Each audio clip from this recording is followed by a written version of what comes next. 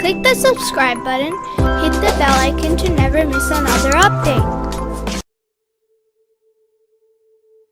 जन्नत के जवानों के सरदार विलादत इमाम हसन मुज्तबा अलैहिस्सलातु वस्सलाम हिजरत के दूसरे साल 15 रमजानुल मुबारक मदीने मुनव्वरा में पैदा हुए। अलकाब और कुन्नियत, आपका नाम हसन यानी नेकी और लक़ब मुज्तबा है। इमाम हसन मुज्तबा अलैहिस्सलाम अपनी जिंदगी के 7 साल पैगंबर के साथ गुजारते हैं।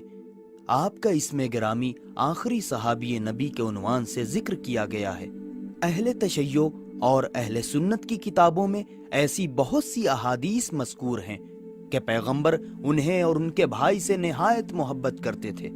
पैगंबर अकरम सल्लल्लाहु अलैहि वसल्लम के ज़माने के अहम वाक़यात में से वाक़े मुबाहला की जानिब इशारा कर सकते हैं कि आपके जद्दे बुजुर्गवार और नजरानी ईसाई एक दूसरे के मद्दे मुकाबिल आते हैं। कुरान मजीद में ये तारीखी वाक़या जिक्र है और अबना अना से मुराद इमाम हसन अलैहिस्सलाम और इमाम हुसैन अलैहिस्सलाम की ज़ाते गिरामी है। इसी तरह से इमाम हसन अलैहिस्सलाम बैत रिजवान में पैगंबर के हमराह थे। बाज़ आयतें आपकी शान में नाजिल हुई हैं। कहा जाता है कि जब आप 7 साल के थे तो पैगंबर के हमराह होते थे और जो भी वही नाजिल होती थी उसे अपनी वालिदा के लिए बयान करते थे। इमाम हसन अलैहिस्सलाम इमाम अली अलैहिस्सलाम के ज़माने में पैगंबर अकरम सल्लल्लाहु अलैहि वसल्लम की रहलत के बाद अबू बकर की खिलाफत के ज़माने में हसन इब्ने अली अपने वालिद, वालिदा और भाई के साथ रात की तारीकी में अंसार के घर मदद के लिए जाते थे। इमाम अली अलैहिस्सलातु वस्सलाम की खिलाफत के ज़माने में आप अपने वालिद के साथ कूफे आते हैं और जंग जमल और सिफ़ीन में फौज की कमांडरी संभालते हैं। तीसरे खलीफा उस्मान के खिलाफ लोगों की बगावत और उनके घर के पानी को बंद करने और आखिरकार उनके कत्ल के माजरे में इमाम हसन और उनके भाई इमाम हुसैन अलैहिस्सलातु वस्सलाम अपने वालिद के हुक्म पर कुछ लोगों के साथ मिलकर उस्मान के घर का दिफा करते हैं। जिस वक्त बागियों ने पानी बंद कर दिया था तो इमाम अली अलैहिस्सलाम के हुक्म पर इमाम हसन अलैहिस्सलाम उनके घर पर पानी लेकर जाते हैं, जिसमें आप जख्मी भी हो जाते हैं।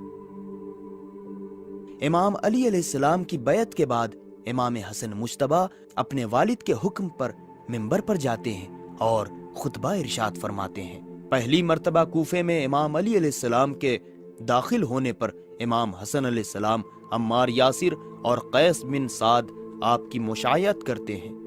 कूफे में इमाम हसन अलैहिस्सलाम इमाम अली अलैहिस्सलाम की फजीलत व मंजिलत और तलहा व जुबैर की बैत शिकनी पर खुतबा इरशाद फरमाते हैं। इस खुतबे का नतीजा ये हुआ कि 10,000 लोग बैत तोड़ने वालों के खिलाफ हो जाते हैं। जंगे जमल के दौरान जब अब्दुल्ला इब्ने जुबैर उस्मान के कत्ल में इमाम अली अलैहिस्सलाम को मुत्तहिम करता है तो आप तकरीर करते हैं और खलीफे सुवम के कत्ल में तलहा जुबैर के किरदार को वाज़ेह करते हैं। जंगे जमल में इमाम हसन अलैहिस्सलाम सिपाहे मैमना की कमांडरी संभालते हैं।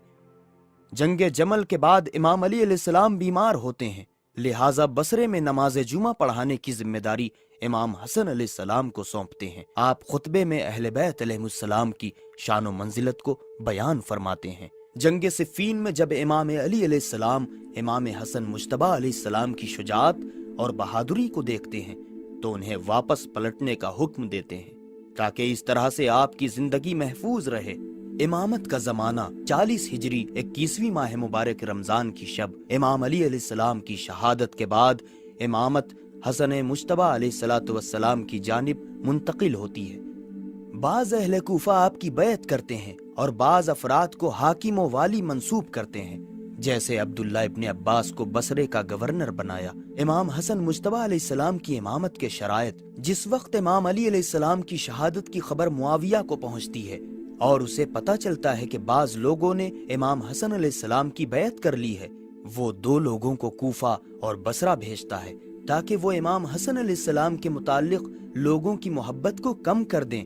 अगरचे ये दोनों अफराद सिपाहियों के हाथों गिरफ्तार हो जाते हैं। इमाम हसन अलैहिस्सलाम और मुआविया के दरमियान बहुत से खुतूत रद्दो बदल हुए हैं, जिसमें इमाम हसन अलैहिस्सलाम अपने हक़ खिलाफत को साबित करते हैं। امام حسن مجتبی علیہ السلام کے خلاف معاویہ کی سازشیں۔ معاویہ ایک عظیم لشکر کو آمادہ کرتا ہے اور خط لکھ کر اپنے جاسوسوں سے چاہتا ہے کہ عراق کے خلاف جنگ میں اس کی مدد کریں۔ وہ عراق کی جانب بڑھتا ہے۔ بعض نقل کے مطابق اس کا لشکر 60,000 یا اس سے بھی زیادہ افراد پر مشتمل تھا۔ امام حسن علیہ السلام بھی حجر بن عدی کو بھیجتے ہیں تاکہ لوگوں کو جہاد کے لیے آمادہ کریں۔ شروع میں تو لوگ جہاد کے لیے رغبت نہیں دکھاتے ہیں، لیکن آخر میں جنگ میں شریک ہونے کے لیے مان جاتے ہیں۔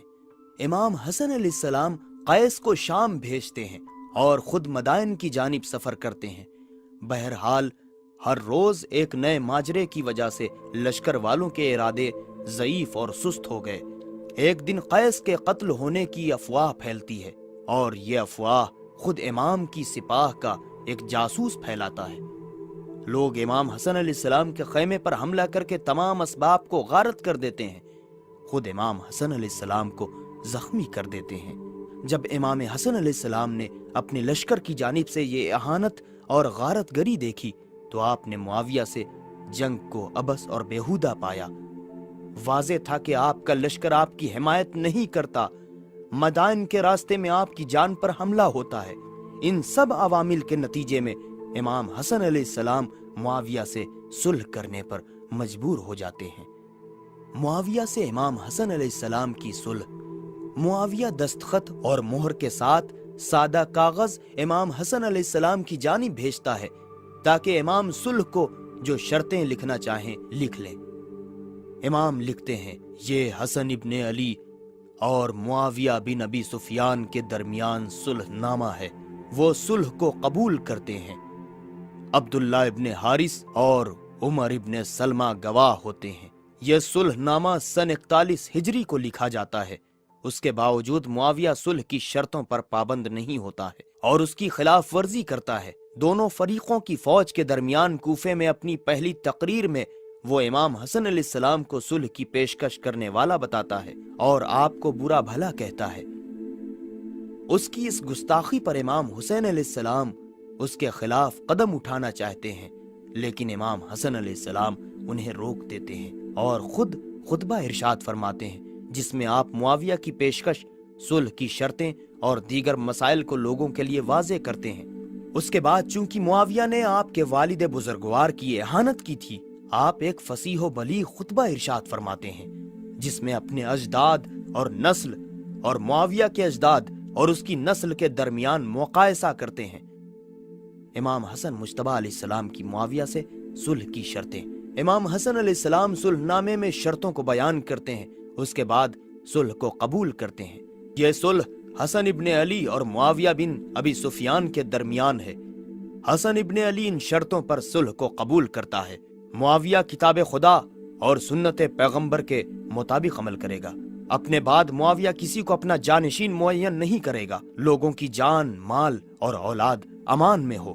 معاویہ حسین اور ان کے اصحاب کے خلاف نہ کوئی سازش کرے گا اور نہ انہیں دھمکی دے گا اور نہ ہی کوئی شر و فساد پھیلائے گا۔ امام حسن علیہ السلام کی شہادت۔ صلح کے بعد سے شہادت تک امام حسن مجتبی علیہ السلام مدینے میں اپنی علمی، مذہبی اور سیاسی سرگرمیوں کو انجام دیتے ہیں اور اسے اس طرح پھیلاتے ہیں کہ حکومت کی آنکھوں کا کانٹا بن جاتے ہیں۔ آپ مدینے اور شام میں معاویہ کے خلاف لوگوں کی رہنمائی اور انہیں بصیرت عطا کرتے ہیں۔ آخر کار 28 صفر سن 50 ہجری کو آپ کی شہادت واقع ہو جاتی ہے۔